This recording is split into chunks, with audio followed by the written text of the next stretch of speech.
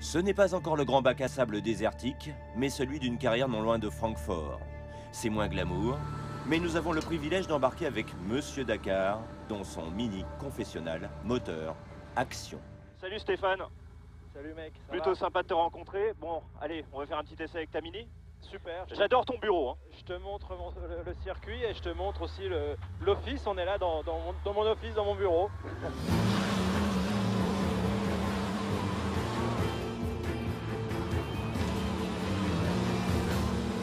Bon, dis-moi, une carrière qui commence, il me semble, par le skateboard. Tu es champion de France du combiné, de la vitesse, du slalom, etc. Bref, tu as commencé déjà à 4 roues. Ouais, écoute, c'était très sympa. C'était l'arrivée du skateboard en Europe. Le Trocadéro était le lieu de départ du skateboard en France. Alors, pendant quelques années, j'ai fait ça vraiment tous les jours. Je me suis entraîné, j'ai pris beaucoup de plaisir, et puis avec quelques titres à la clé. Et après, je suis revenu directement à la moto parce que le skateboard, j'avais eu un peu l'impression d'en avoir fait le tour. J'ai commencé par le trial. Vraiment une discipline qui était, à mon avis, la base du tout-terrain. Beaucoup d'équilibre, vraiment des notions d'adhérence à avoir. Et puis bon, la première victoire, c'est 91, il me semble. Ouais, alors, premier Dakar pour moi en 88, et 4 ans après, 91, première victoire. C'était un rêve de participer au Dakar. 4 ans après, j'étais capable de m'imposer, donc forcément, ça reste à ce jour la plus belle victoire que j'ai obtenue. Et je dirais presque que le pire souvenir était juste l'année d'après. Je gagne cette course, mais aussi un moment difficile parce que Gilles Dallet, un ami motard, se tue sur la même épreuve. Et là, à vrai dire, ça a été vraiment un moment où j'ai failli arrêter ma carrière de pilote professionnel parce que je me suis dit que la course ne valait pas la peine de prendre tant de risques. Et perdre un ami sur une course comme le Dakar, ça a été vraiment très dur. On se souvient de cette 750 Yamaha, c'était une moto d'homme. Est-ce que ça t'a servi après dans ta carrière en voiture? Énormément. Alors c'est vrai que j'ai eu la chance de rouler avec cette cam qui était un monstre de puissance, mais qui était aussi une moto extrêmement lourde.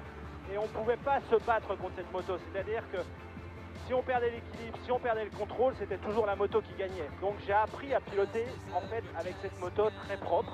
Et je pense que c'est justement ce bicylindre de chez Yamaha qui m'a appris à rouler toujours avec cette petite marge de sécurité.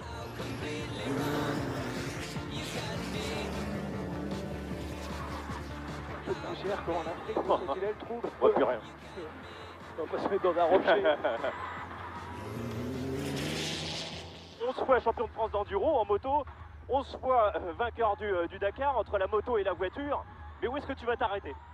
Aujourd'hui et depuis longtemps, ma passion c'est vraiment la vitesse, la compétition.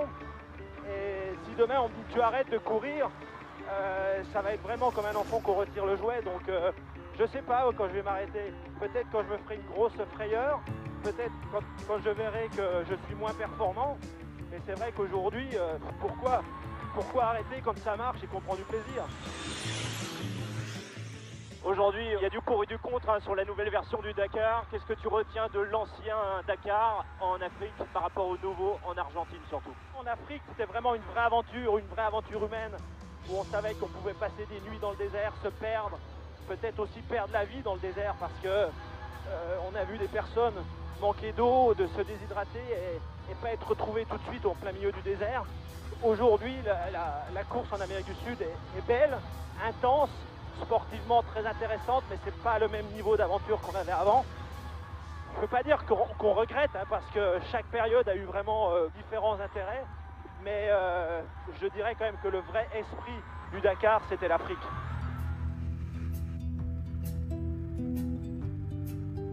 Merci Stéphane de nous avoir reçus dans ton bureau. Stéphane, track is safe. Ah, on nous dit de rentrer à la maison. Dans quelques jours, c'est le Dakar, hein. On se retrouve là-bas. Super, merci beaucoup. Merci beaucoup.